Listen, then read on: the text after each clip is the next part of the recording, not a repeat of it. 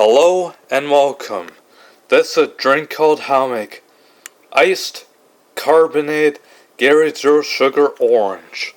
First thing you gotta do is you put the ice cubes into this glass. And then you get the scissors, cut open the packet, and by the way, this is the packet of the Gatorade Zero Sugar Orange Mix, and you pour it into this glass. Then after that, you pour in the water, and then, last but not least, you open up the club soda, and you pour it into this glass.